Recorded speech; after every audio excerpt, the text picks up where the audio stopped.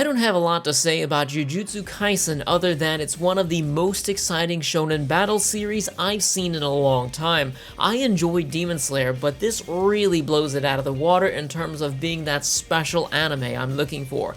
Demon Slayer felt like it was a little too modern for my taste with the cute characters and the humor oversaturation. Jujutsu Kaisen, on the other hand, feels like the edgy but fun shonen of the 90s or 2000s mixed with some of the best modern animation. It really is the best of both worlds. In Jujutsu Kaisen, the concentration of negative emotions manifests itself in the form of curses that feed on humans. They're basically just demons. The story follows Yuji, a college student who's a member of an occult club that manages to get their hands on one of the rarest cursed objects in existence, the Finger of Sukuna, the king of all curses.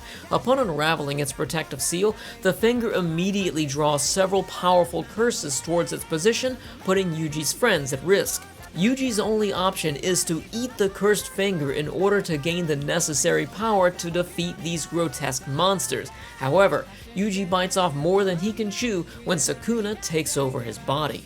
I know the inner demon bit is a pretty cliche trope for shonen anime, but sometimes I like it and I don't care. Besides, it's integrated differently in Jujutsu Kaisen anyways because it's not just a crutch for Yuji. He can't rely on switching personas because Sukuna will literally kill everyone around him, and there's no guarantee that he can get his body back. I wouldn't compare his inner demon to Naruto or Bleach, but it's closer to what happens with Greed in Fullmetal Alchemist Brotherhood. So let's talk about what everyone wants to hear. How good are the fights? Well, I think you can tell from the footage how awesome they are. What I think stands out the most is the choreography. There's this one scene in particular where two guys fight one dude at the same time, and the way they move really feels like it could be a regular action movie. There was a lot of thought put into its animation.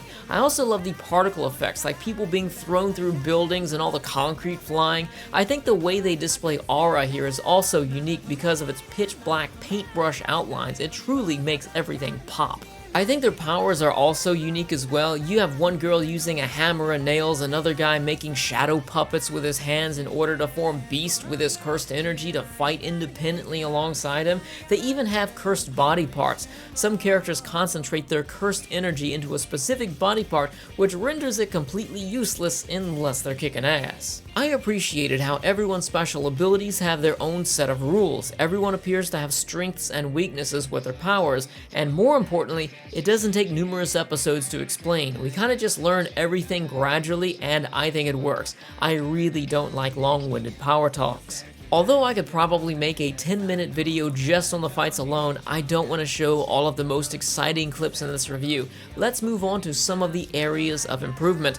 Jujutsu Kaisen attempts to complement its darker themes by adding serious components to its story, but as of yet, I feel like they stopped just shy of taking full measures. For example, in episode 1, Yuji's grandfather dies while giving a heartbreaking speech about his life. I feel like this could have had a much stronger impact if they weren't so nonchalant about it. You meet him, he dies, and then it's over with. It only occupies half the episode. We could contrast this with Yu Yu Hakusho, which in my opinion is one of the best first episodes in all anime.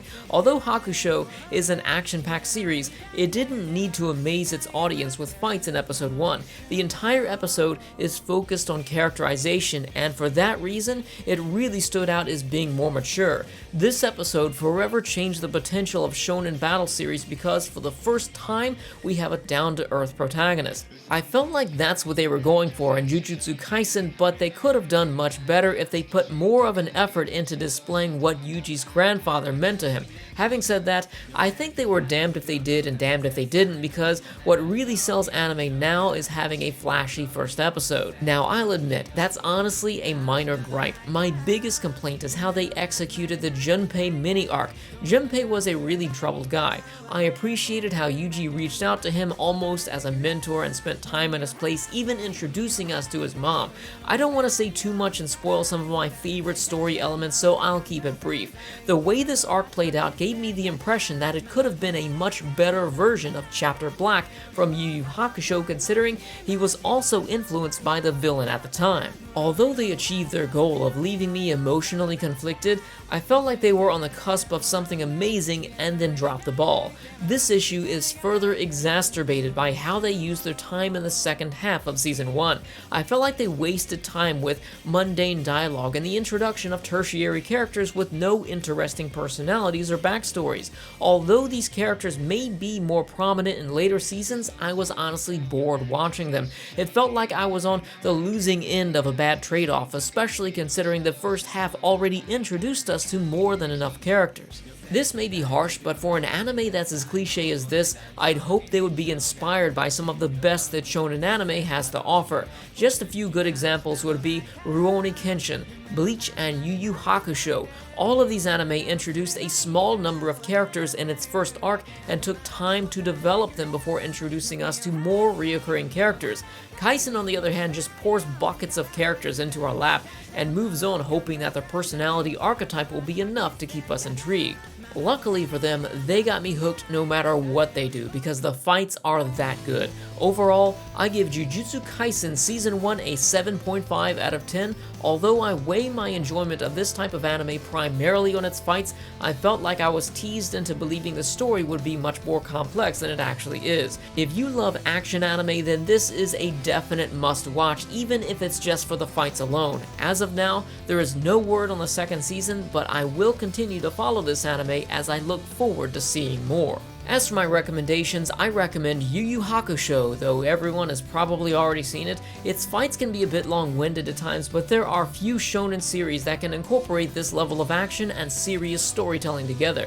Next up is Baki from 2018. Though this is technically the third season of the anime, the story isn't important by that point, and is basically 26 episodes of insane fights. It's a great action anime that knows what it is and who's watching. Lastly, I have to recommend one of my personal favorites, Shadow Skill. If you want to see more superpowered fights and characters taking insane amounts of damage, the first 12 episodes are pretty bad in every way imaginable, but the second half overhauls everything. The animation is just taken to another level. I wouldn't blame you if you started off at episode 12. Thanks for watching. Let me know your thoughts on Jujutsu Kaisen in the comments section below. Share this video with a friend so they can be informed without being spoiled. I'll see you next time with my review of Wonder Egg Priority. I'm still reviewing Gundam 8 The Mess Team, but I'm currently caught up in the Winter 2021 in-season rush. See you then.